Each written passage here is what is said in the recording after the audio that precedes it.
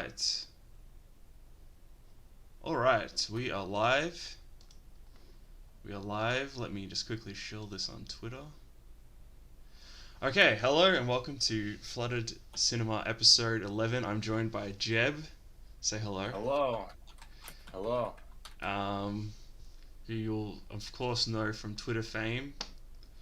I don't know how many accounts you've gone through now, but At least 30. good. We have good fun over there at Twitter. By the Uh, time people listen to this episode, I'll probably be suspended. Probably. And today we're discussing two movies. Both of which is sort of requests by you, kind of. One you said let's do this movie, and then the other you said let's do a movie by this director, and then I just picked Yeah. Gozu. Um, so tell us. Oh well, do you want me to talk about Gozu? Lay the scene for Gozu, or do you want to talk about it?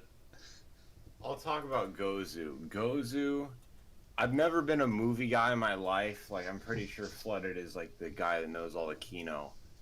But Gozu is a movie that is just designed to make you uncomfortable. Yeah. Like, it's literally named after a Japanese urban legend, which is supposedly the scariest story ever written. Mm. If you don't know about Gozu, honest, I'll be 100% honest. If you're listening to this, you probably don't know what Gozu is, and if you do, you're a weirdo. But but the Japanese urban legend of Gozu goes like this. So there's a teacher, and he's on a field trip with his students to a rural Japanese village. Why is he going there? I don't know. It's an urban legend. But he sees this kid getting bullied, and he's like, "Hey, that kid reminds me of myself when I was a kid, and if I just tell them to stop bullying him, it's just gonna get worse later on."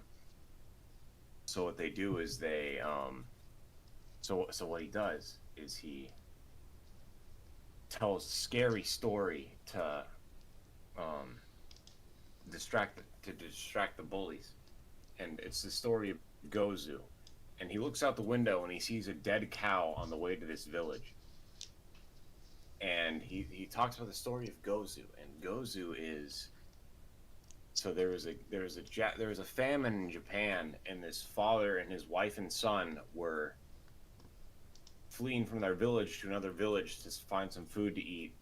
And the father knew that his wife and son would not survive if they continued on this journey. And so what happened was he found a dead cow and he cut it open, and it's like, okay, you're gonna survive here in the snow while I go get help. And he goes to this village and he passes out and he gets a fever, and with this fever he becomes like completely delirious. And after he becomes completely delirious, he tries to leave the village. The villagers try to stop him because he's a freaking psycho, but it doesn't work. And he comes back to save his family because he sees the family and the cow, and he thinks the cow is alive and trying to kill his family. So he takes an axe and starts beating the cow with his family in it with an axe, and he kills his wife, but his son escapes. And he cuts the cow's head off and puts it on his head and starts chasing after his son because he thinks his son is a monster that killed his family. And eventually the son runs to the village as well. And the father comes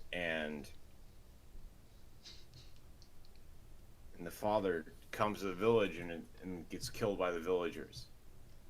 And the son, now an orphan, grows up in that village, gets married, and has a kid. And he writes down the story, and eventually he's like, no, this story is kind of terrible. I'm going to throw it away so my kids don't read it. And that was the end of the story of Gozu. And this teacher is really smug about him, because the kid isn't really scared anymore. I mean, the kid really isn't getting bullied anymore. Excuse me. and then everyone's like quiet and like scared except for the kid that was getting bullied. And the kid tells the teacher, that's not the real story of Gozu. That's a fake story." And the teacher's like, "Oh, how do you know that?" And the kid says, "Well, it's because I've actually I have some pages from the real story of Gozu." And he takes them out of his backpack, and his eyes roll into the back of his head, so it's only white. And he starts reading from Gozu. And what happens then? No one knows, because the bus that the kids were on swerved off the road and crashed, and all the people went missing. After a couple days, the police found the bus, and everyone inside the bus was in a catatonic state with foam drawing out, flowing from their mouths, except for the kid that told the story of Gozu. He was smiling. And the police said, "What happened?" And he's like, "Oh, I'll tell you. I'll tell you the true story of Gozu." And then the urban legend ends there. So basically, Gozu's a scary story, man. And Yeah, even though the cowhead guy in the Gozu movie only shows up for like one scene, and it's really gross. yeah. I think regarding that urban legend, I think the idea is that this movie is maybe the story that that kid would have told, and certainly Takashi Miike is like that kid Yeah, in that he likes like subjecting his viewer to lots of disgusting things. I get what you mean by that. Like, if I wasn't already kind of desensitized, like if I showed this movie to a 7-year-old, it would probably scar them for life. Like that is Yeah, completely yeah. true. Like, I will say off the bat, I don't know if I would. I certainly wouldn't recommend watching this movie necessarily, unless you are already a fan of Takashi Miike and you know what you're in honestly, for. Don't watch it, really. yeah, I will be 100% honest. I think the movie went in the wrong direction. Like, instead of like all the gross out stuff, just like make a movie about an insane yakuza. Like, I'm not even Yeah, joking. That yeah, that beginning scene and that scene with the old lady is like yeah, 10 out of 10 cinema. yeah. Like, like The the main I would say, yeah, character the is movie, as the movie psycho. goes along, it gets more and more disgusting and disturbing, and I feel like the first half of the movie, like certainly when, so the plot of the actual movie, now that we've discussed the urban legend, is basically there's a yakuza that's gone insane, and so um, the yakuza boss says to sort of one of the underlings, "All right, I want you to go kill this guy and dump his body in a um, what do you call it, a junkyard or whatever." And on the way to the junkyard, um, basically he gets killed by accident, the crazy yakuza, and then his body goes missing, and that's sort of the setup for the plot. And I reckon the opening scene is, yeah, definitely one of I the said stronger scenes. the first like 15 minutes of Yeah, that movie is really good. and honestly, the opening scene is surprisingly restrained, given what happens by the end of the movie, because the opening scene basically, all the yakuza guys are going to a meeting at some restaurant, and then the yakuza that's sort of developed this paranoid schizophrenia or whatever sees a chihuahua dog, or a little dog, out the window of the restaurant, and he The says, train you is an attack dog. yeah, and he basically goes outside and he just kills the dog by like swinging it around and stomping it.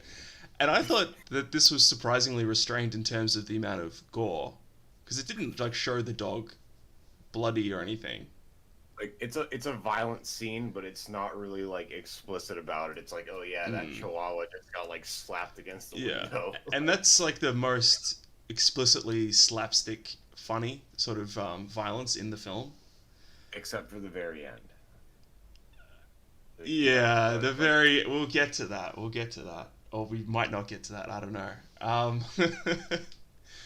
And then basically, so they're driving to this junkyard because the boss has said after he saw him kill the chihuahua, he's like, he's gone too crazy. We need to get rid of him. He's a liability. Um, and then there's another good scene where there's sort of a semi foreshadowing, or maybe because the plot is quite incoherent. It doesn't explain what's going on. Where the crazy guy says to the underling, what's the crazy guy's name again? Ozaki is the crazy guy, and Minami is the guy who's supposed to kill him. And Ozaki says to Minami, I might make a move against the boss. Like, would you stand with me if I did that? And I don't know if that's like what the ending is, like that second last scene is supposed to be, or what. But anyway, they're on their road to Nagoya, where they're going, and Ozaki gets paranoid and thinks a car that's behind them is following them, and it's a Yakuza killing car or something, like a Yakuza car. So he thinks the car itself is a Yakuza. So he's just gone insane. And then he, you know,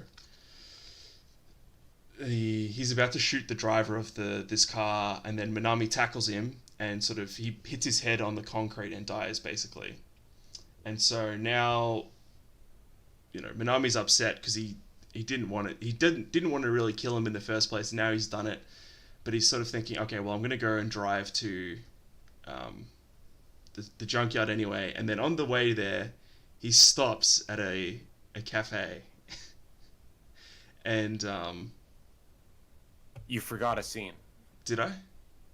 Yeah, see, like remember when he gets in the car, like you forgot the scene where he finds out he's dead. It's Oh because he's yeah, like yeah, he's yeah, driving down the road and he's just like cruising along, and then he just like slams on the brakes and he's yes, in, in front of a river, and the dude.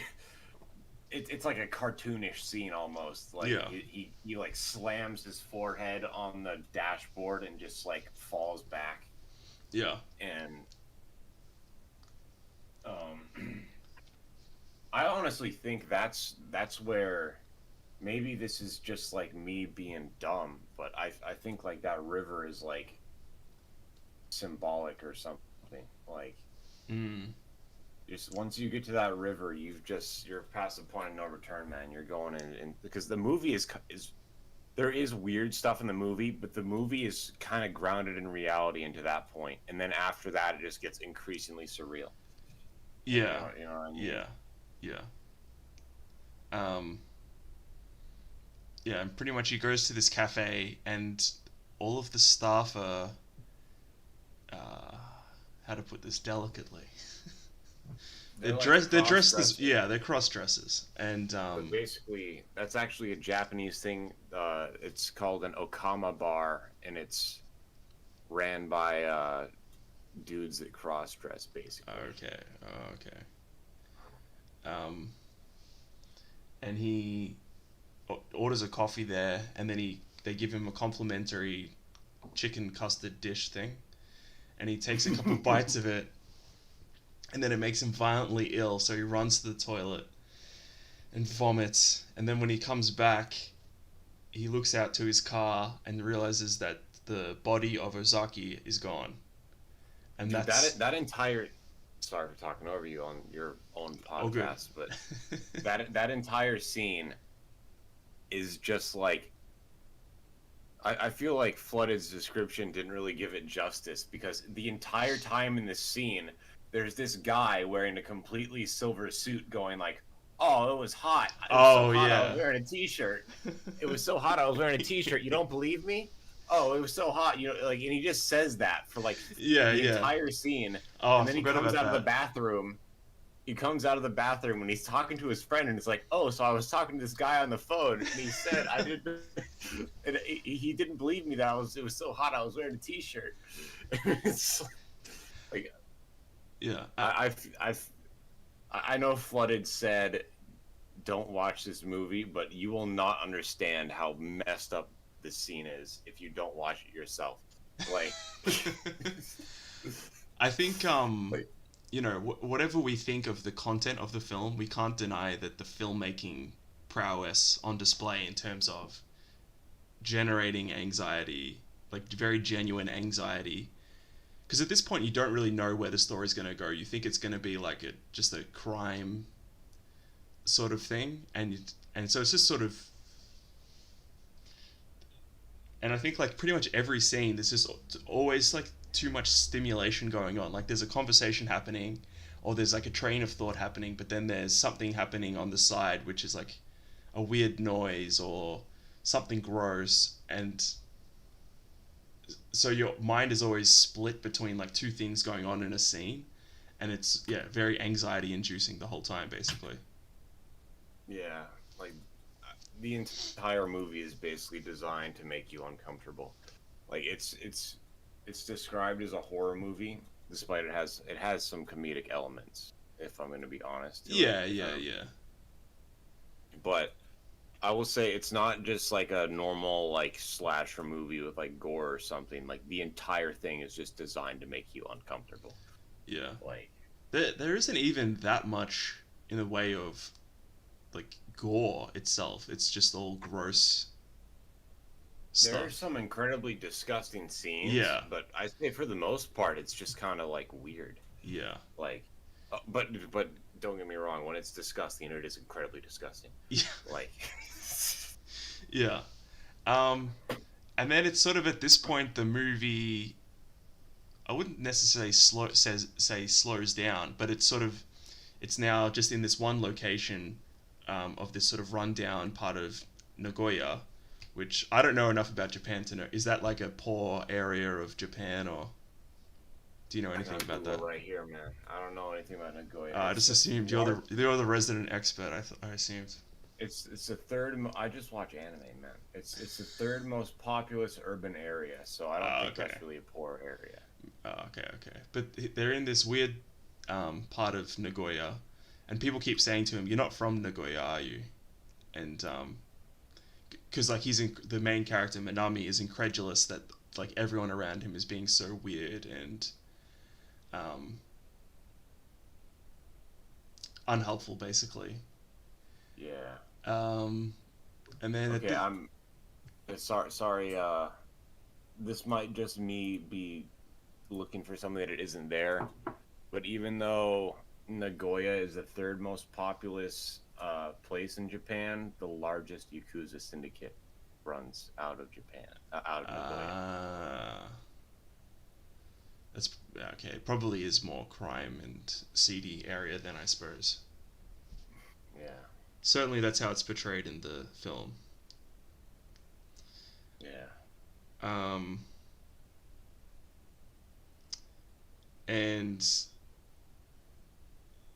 yeah, it's here we meet basically. Well, there's like a couple other things we'll brush over. We don't have to go through every detail, but it's here we Yeah, in meet. case someone is dumb enough to listen to Yeah. this.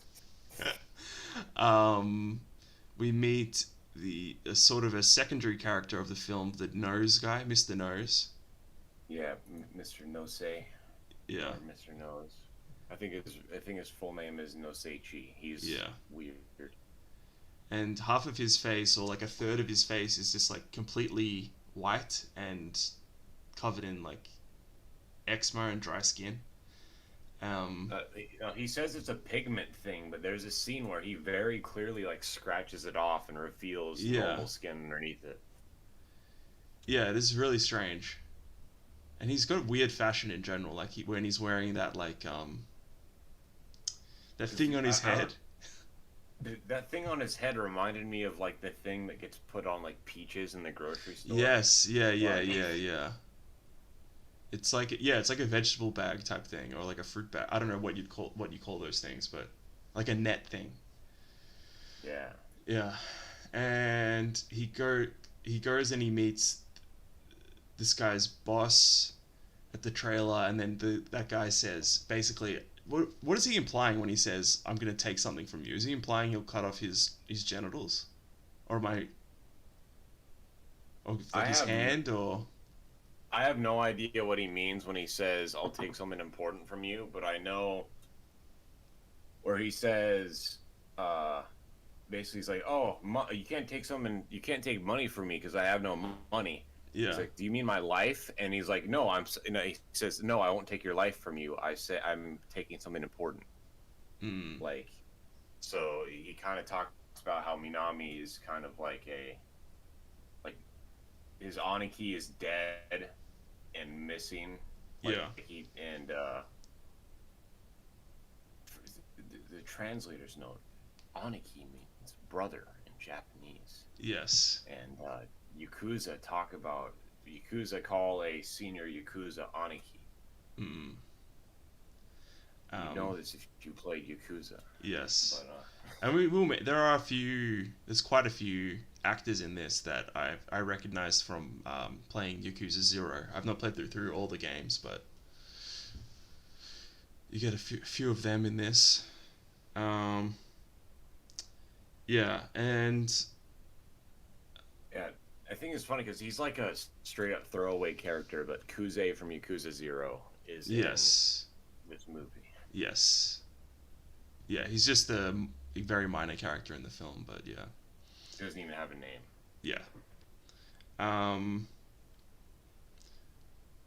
and then at this point, basically, he's enlisted the help of Mr. Nose to help him because Mr. Nose is part of this weird Yakuza I think clan. it's called like the Shiro Kawagumi or something. I Yeah, forgot the yeah. exact name. It's Shiro something. I think Shiroyama. Shiroyama. So White Mountain. I don't know. I think that's what that means. Anyway, and then we meet some of the characters that are the source of a lot of disgust in this film, which is he gets dropped off at this motel, and the, the inn lady and the her brother are two very very disgusting characters. So she seems normal enough at first, the old lady, um, but it's clear she seems to know that there's something going on, because like when she says, "Oh, I'll, I'll get my brother to take you to your room," and then he says, "Which room?" and then she sort of like signs something to him. Well, they aren't looking. Yeah, Yeah, yeah, and Mr. Nose looks back and she stops. yeah. So And I'm not sure what that means necessarily. well, that's the same room that I think Minami had the Gozu appear to him. Yeah. No, no, he that was when he moved into the upstairs room, Oh, okay. I believe. Okay, Um, never mind. and Well, then that's the room where he had breast milk dripping from the ceiling. yeah, well, yeah, we'll get to that. So, uh, he gets taken to the room, and then we have this really great shot. I don't know if you remember this, where it's basically like a minute, and it's all from the angle of like a corner in the hallway of the hotel. So we don't see into his room, but we see down the hallway, and there's like all these comings. Like you can just overhear Minami and no Seiichi, and no Seiichi kept saying, "Oh, let me stay here tonight. Let me stay here with you," and he's like, and then Minami kicks him out because he doesn't want a dude, uh, in the same room with him. Uh, Yeah. and it's yeah, there's lots of really great cinematography. Um, you know, I think yeah, again, like throughout the whole thing, you've got really great acting and great cinematography and great effects. It is just the content itself is what could be questionable about this film, I guess. Um, Like I don't think anyone can deny Miike's like skill as a director. It's no, just he directs incredibly degenerate movies. yeah, um, yeah. And then at this point, he has a bath, and then the in lady comes into the bath while he's naked and sort of tries to make a move on him, and she reveals that she's lactating. I guess. She's like, "Oh, I have large breasts, and they shoot milk," and then she like grabs her boob and it starts like lactating through her towel. I don't, And I don't, I don't understand what that scene means. I thought it was pretty gross. Uh, yeah, and then that's just the theme of her throughout the rest of the film is that she loves lactating, basically. yeah, Uh, pretty much. and then The only time when it's not is when she's beating her brother with yeah, like a riding and that was a whip. funny scene. That was a good scene. That was a good scene. Yeah. um, and the brother he's sort of semi mute or something, like he's retarded or something, like he's just very I don't know. He's just he's a really weird character. Like when he's introduced, he like peers around the corner and only like half of him is showing. Yeah, He yeah. never he's never really an outgoing guy. Like he's just being a weirdo the entire time. Like well, everyone is a weirdo in this movie, but this guy is weird among all the characters in this movie. Yeah, yeah. He's the most weird just on the surface, I guess. Yeah. Uh, and I think I don't know what. So what else? What other characters are there that get introduced? Oh, there's that one. I mean, I'm skipping over a couple things here, but there's that one bit that I thought was really that made me laugh quite a lot was when at one point he sort of works out that uh, Ozaki had come in from the car and had gone to inside, and he asked about getting some rice, and then it turned out he went to this liquor store, and so Minami goes to the liquor store, and one of the people that runs the liquor store is an American woman, and so she's like speaking in broken Japanese. That was a good scene. Like That was I'll really be funny. honest, I was kind of like dozing off in that part of the movie, but I remember that scene being funny. Yeah, Like and you know, um, yeah. So this movie just has lots of particularly so pretty much the movie is broken up into I would say yeah sort of three parts. There's the very beginning, which seems just kind of like a kooky yakuza story. There's the middle where it's like uh, I don't know what you'd call it. What's another movie that's like just like you're in some weird disturbing village with all these weird characters. It's like I don't know some horror, more like a David like Lynch type thing honestly, or something. I'll be 100% honest. The most normal character in this entire movie is the Shinto priest that shows up in like one scene. That's true. Yeah, yeah. And then there's the end when we meet a transformed version of Ozaki, and Yeah, it's like a I woman. think that last third of the film is really when it because the lactating woman, okay, yeah, that's pretty gross, but that's not compared certainly by comparison to what happens at the end of the film. It's not that bad. I don't think we should spoil it for the people that We won't go into actually. details. I think But of I'll that say last third of the film.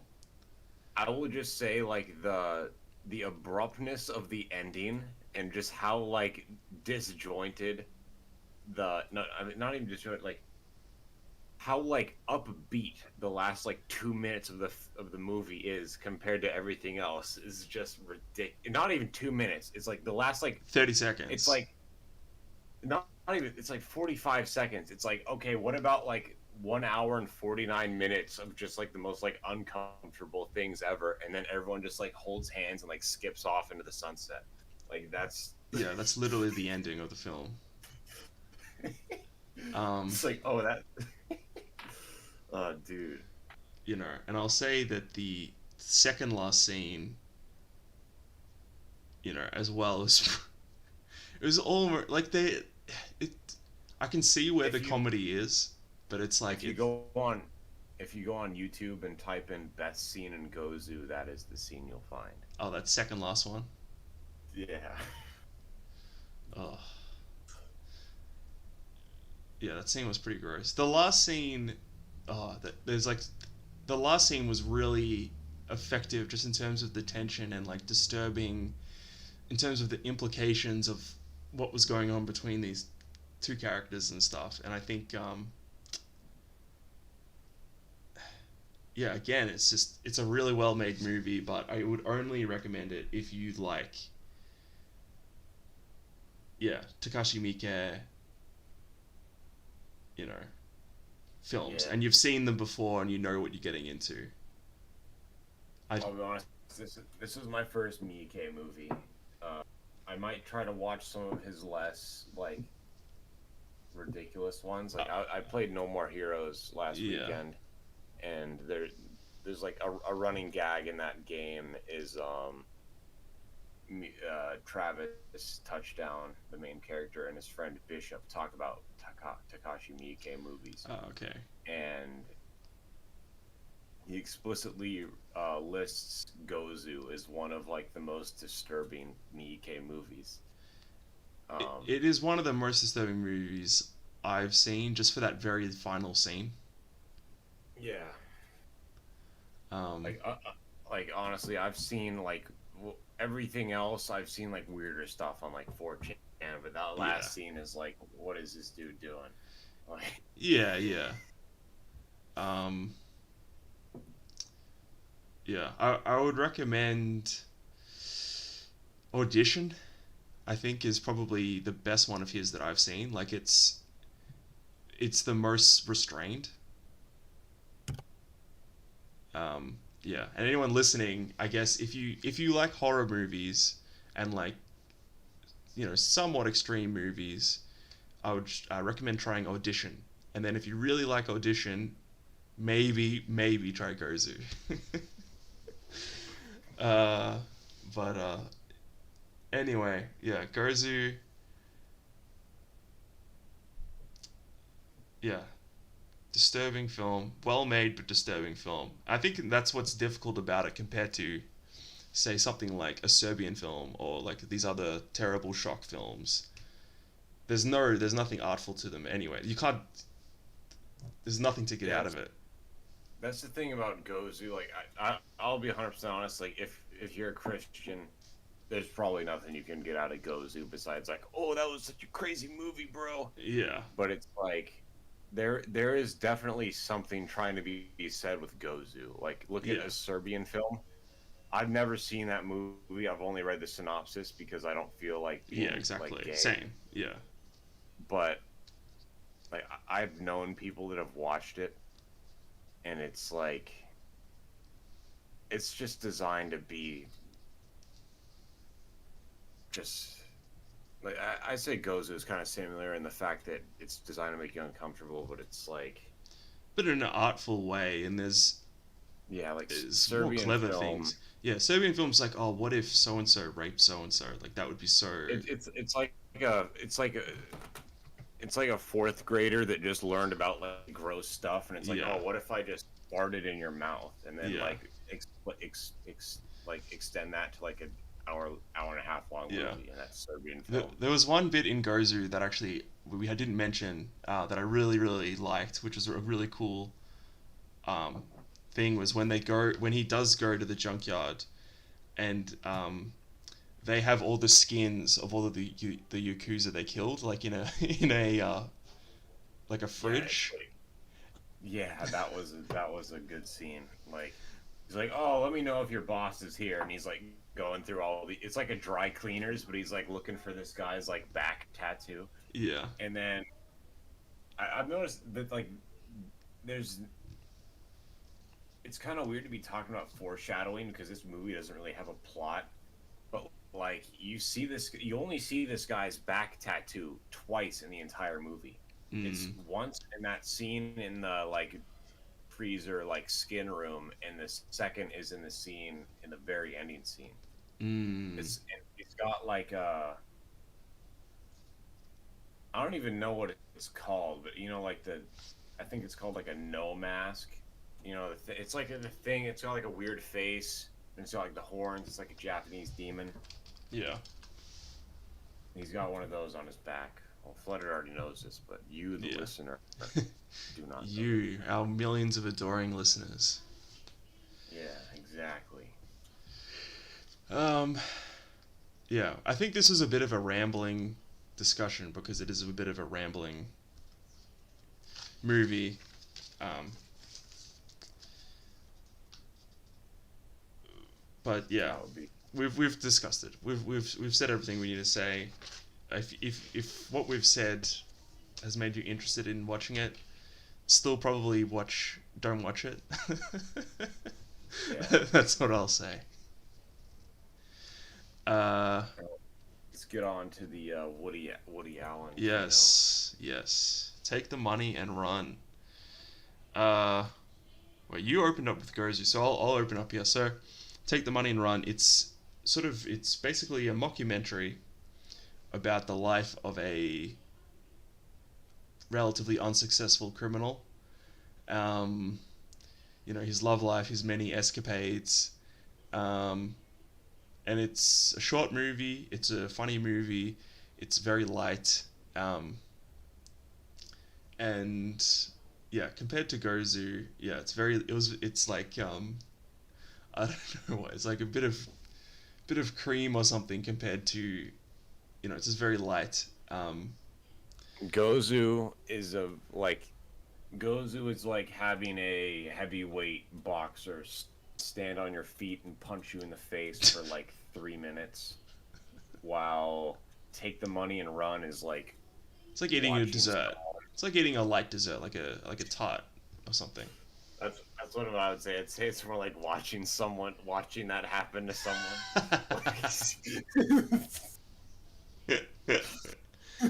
And that's true because it does happen. And yeah, it's effectively works as um, a series of sort of short sketches, basically, that are connected with the sort of the thread of the plot. And some are really really good, some are okay, but yeah, there was no part of this movie where I'm like, oh, this sucks or anything like that. It's like, yeah, very funny, surprisingly fresh for like a movie from 1969. Yeah, I really enjoyed it. It was a good Yeah, recommendation. Good recommendation. Yeah, what's your? Because you're the one that wanted to discuss this movie. So what's your history with the film? my history with the film was I was staying at my friend's house over in high school. We actually did not even care about this movie at the time. It was just a guy there wanted to see a scene from it. But basically, we went to his house and watched Blue Velvet by David Lynch. But another guy we watched the movie with is like, "Hey, go on YouTube and watch Take the Money and Run." And we watched the scene with we watched like the first like 5 minutes because he wanted to see uh, the scene with the cello. Honestly, the scene with the cello is amazing. yes, that's very funny. Like, So I'll be honest, I'm kind of blurry on the second half of the movie, but I know there's like a scene, like it's the scene where he finds his love interest for the first time, and he's like, mm, within 15 minutes, I wanted to marry this woman, and within 30 minutes, I didn't want to steal her purse anymore. Like, yeah, so he basically plays his typical Woody Allen neurotic guy character, and but the twist is that he's a criminal, so it's sort of funny seeing this sort of neurotic guy trying to do, you know, burglaries and criminal acts and things like that. And yeah, yeah, that's a lot of the fun of the movie. And you get interviews with people as well. So like the it's interviews with like his parents are really funny. it's kind of like a documentary type movie. It's not Yeah. like there is a narrative to it, but it's more like it's like the entire thing is being filmed after all the events happen, kind Yeah. of. Yeah. Um, I'm just trying to think what are some of the really funny. So yeah, the cello. So at one point it says he's started to learn the cello when he was young and he joined a marching band. So we have this hilarious scene of him running along with the marching band with a chair and a cello. So he quickly sits down and plays like one note and then gets up and runs and keeps moving forward. And He's got like a cello in one hand and like a and then a chair in the other. yeah. Um, There's also like his like grandpa was like the only positive influence in his childhood, and he got hit in the head with a baseball, yeah. and he like pretended he was like he basically thought he was Kaiser Wilhelm. Yeah, that was a funny joke.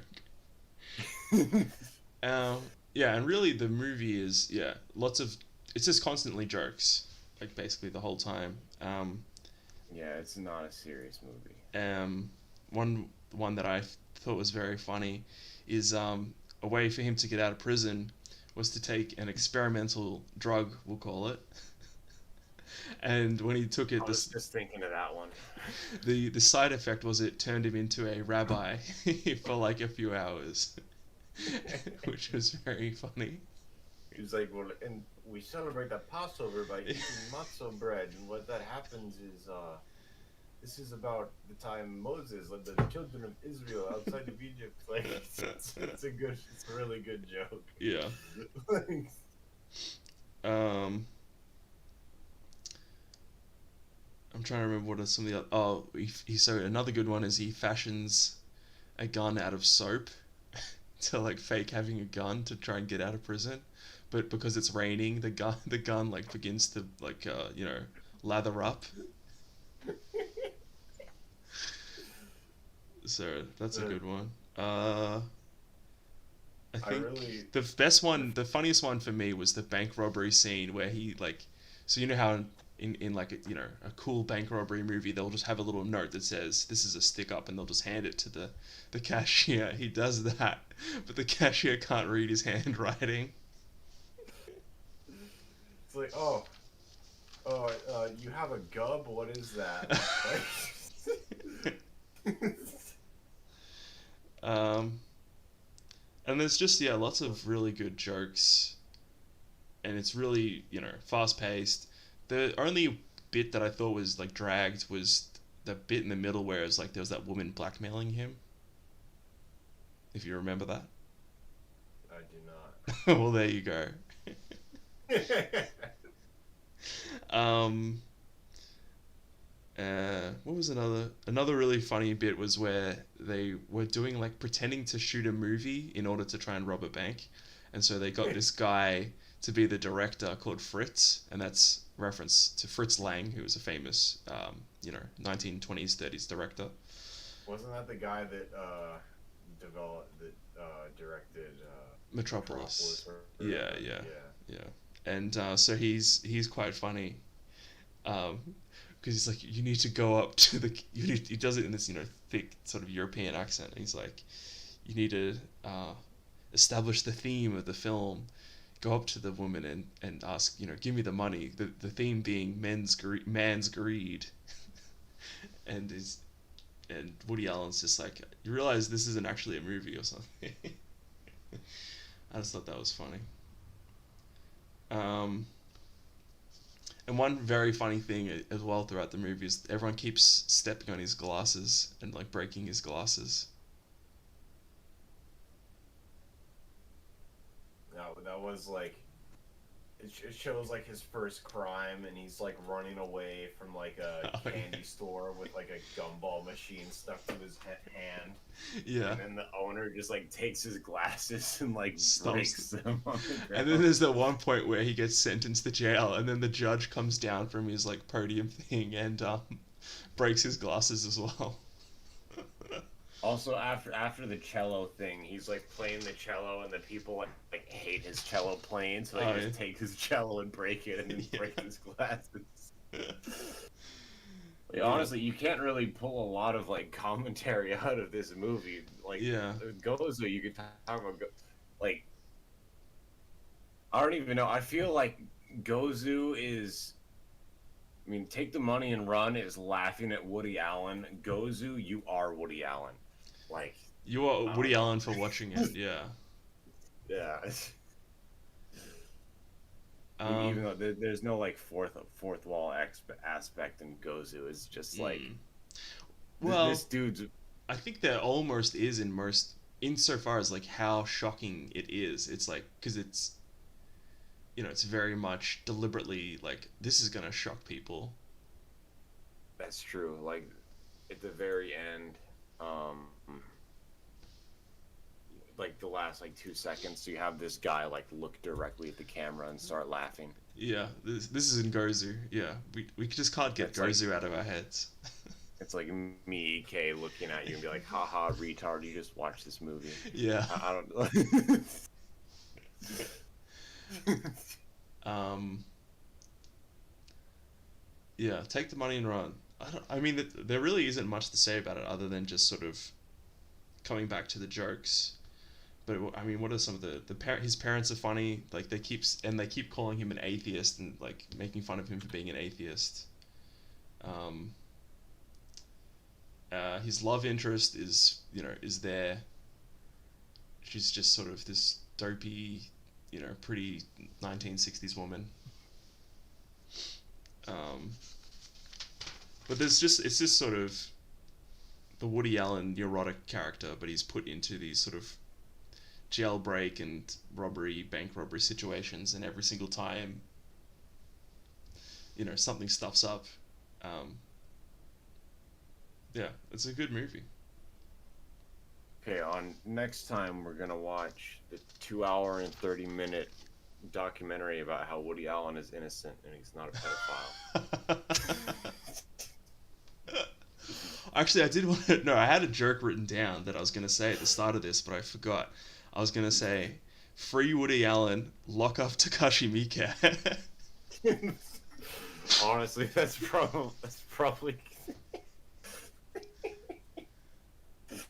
that's how it should be. Even though I I'll mean, be honest, like that sex scene and Take the Money and Run is completely not needed. Like, oh right, right, yeah, yeah. I think I wasn't even. I think because that was like the one bit where it was sort of like romantic, so I just like my brain switched off. it's like, oh yeah, man, romance in a movie about a dude named Virgil that Oh just like yeah, is like the world's like worst criminal. Honestly, the one scene in that movie that just absolutely kills me is the scene where he breaks into a bank vault but can't rob it because there's a family of gypsies living inside of it.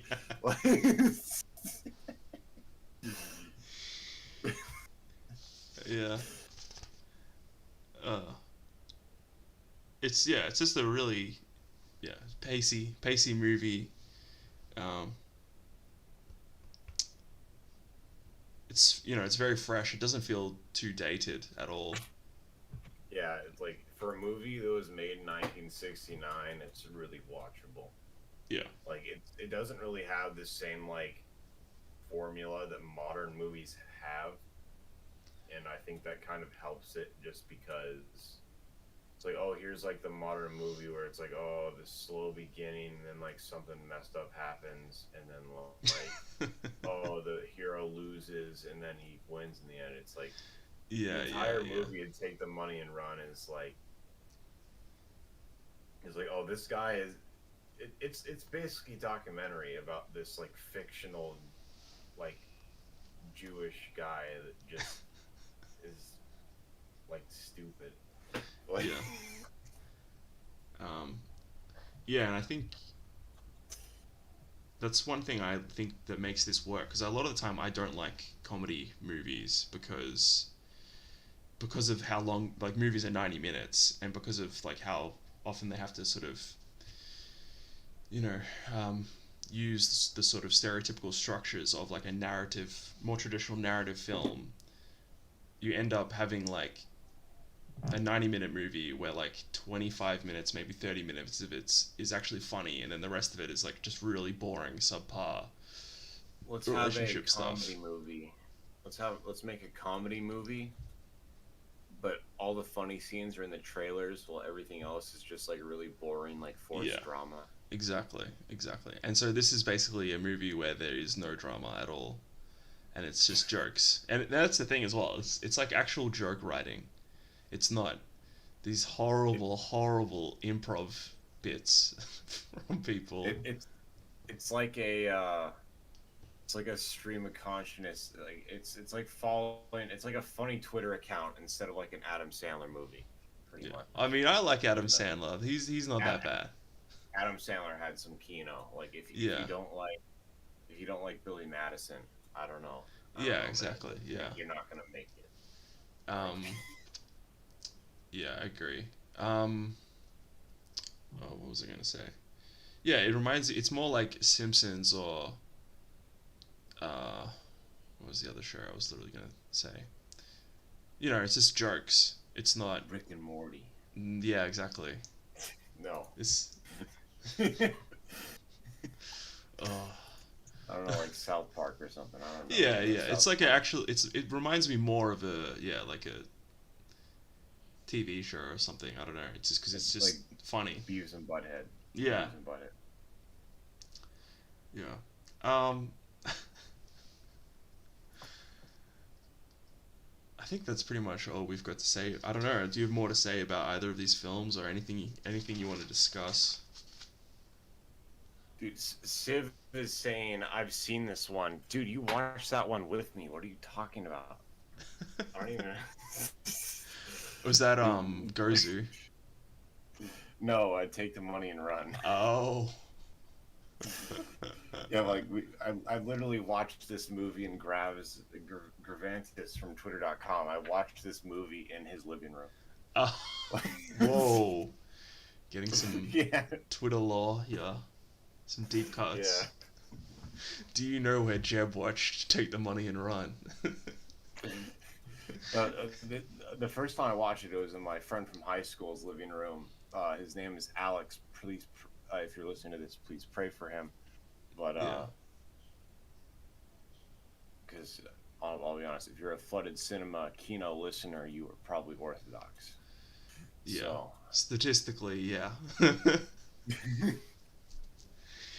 um, but the second time I watched it, it was in Gervantes' living room. damn.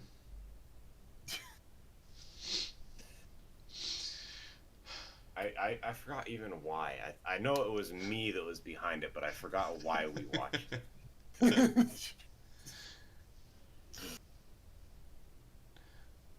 We watched it at a pretty late hour, if I recall. Oz. We've also got Oz in the chat saying, "Gonna go watch Gozu now." I hope you haven't followed through on that, sir. The You know, entire thing is on YouTube if you want to watch one of like true. the most like disgusting movies ever made. See, I'll be honest. I torrented it. I didn't torrent it, but only because I'm too dumb to like. The only thing I know how to torrent Is anime. properly is anime. Yeah. Yeah. Like I had a friend like recommend me a torrent tracker for movies, but I like was too bored to Yeah. scroll through the I mean, if you chat don't if you to don't find really it. watch movies, then there's no point worrying about it. Yeah. Yeah, we were just bored, and you put it on. Well, there you go. Just trying to think. I think we've covered everything. We've covered everything. We definitely recommend Take the Money and Run. Gozu. What I say about Gozu is, if you like horror movies, go watch Audition, and then make your decision from there. But I cannot recommend Gozu flat out. Even though I mean, I can't say that it was a bad movie because it was just so well made, but it's just not. It's just not something that you need to be watching. Yeah, I'll be honest. Yeah. I read the plot synopsis to Gozu before you mentioned the movie, and I looked at it and it's like, okay, this movie sounds disgusting. And Oh, then you mentioned it, and it's like, okay, I better watch it anyway. Like, well, because the thing is, you said let's watch a Takashi Miike film, and I was like, oh, this one looks. I didn't know anything about because I like to go into movies like as blind as possible, yeah, I get that too. and Like, so I was like tossing up between this and like one of his movies from the '90s, which is whatever. And I thought this one because it was I said horror comedy. I thought okay, maybe this will be more in line with Take the Money and Run.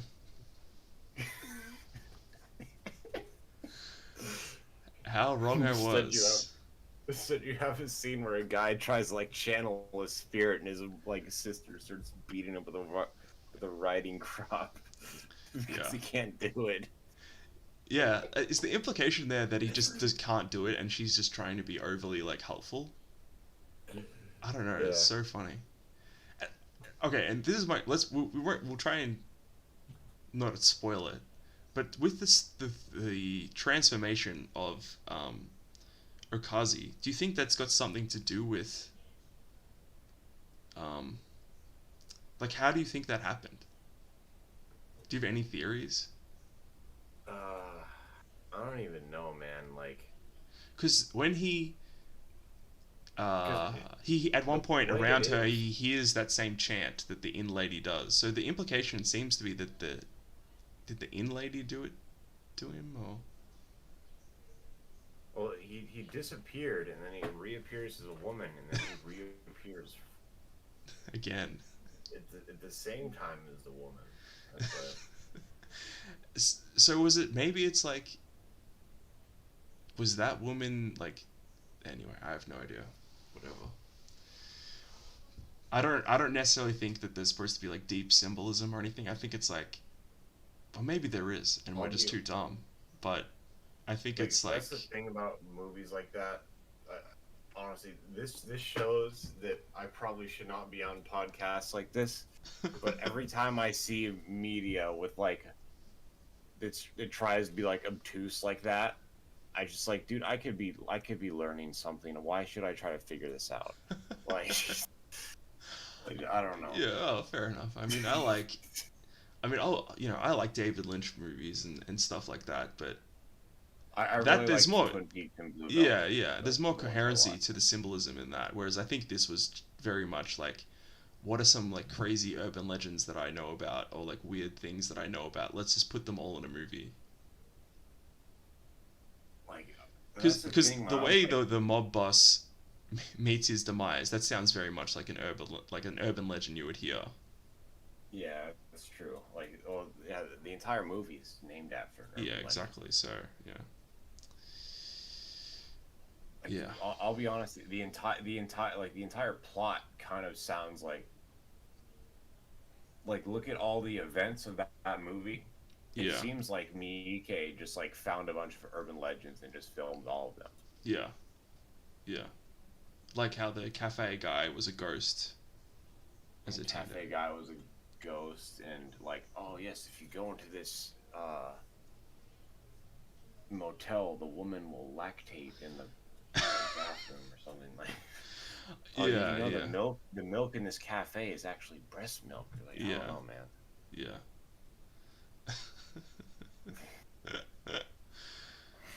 All right, I think we're done. I think we're done here. All right, any Uh, closing thoughts on Gozu? What do you rate them out of 10? What do you? I don't know. um, I'm not gonna rate Gozu. Take the money and run. I'll give it. I don't normally do an out of 10. I just say whether or not I'd recommend it or like who I'd recommend it Okay, to. You know, because I try and that is true. differentiate myself. Yeah, You know, different brand. it's got a little bit of something for everyone. Yeah, that's what I'll say about Gozu. Yeah, Gozu, family friendly movie. I recommend showing it to your son. Don't do that. Okay, we've got Joseph in the chat, Lambiot in the chat. He says, "Hello, Jeb. Will you be taking super chats this stream?" No, I think I need to get to 1,000 subs before I can actually have super chats, but I'm not gonna have super chats. And then he just says, "Read the chat, you brat." Okay, Joseph, I will personally accept super chats in real life. Yeah. I want you to give me $50 next Yeah, time we just meet. send me money. You know me, bro. You can just ask me for my bank details. Um, My PayPal. yeah, I'll DM you my PayPal if you want yeah. to send me super I chats. should just put my coin case or whatever you call it, your coin wallet. uh, yeah. Okay. I think we're done here. All right. Yeah. Okay. I'm just gonna end the So stream. Gozu. Yeah. See you later, bros. Yeah. Gozu, more like Nozu. Take the money and run. More like Woody Allen is funny despite being Jewish. Whoa, whoa, whoa, whoa, whoa. I Optical, love the please. Jewish people. Okay. Okay. I'm ending the stream.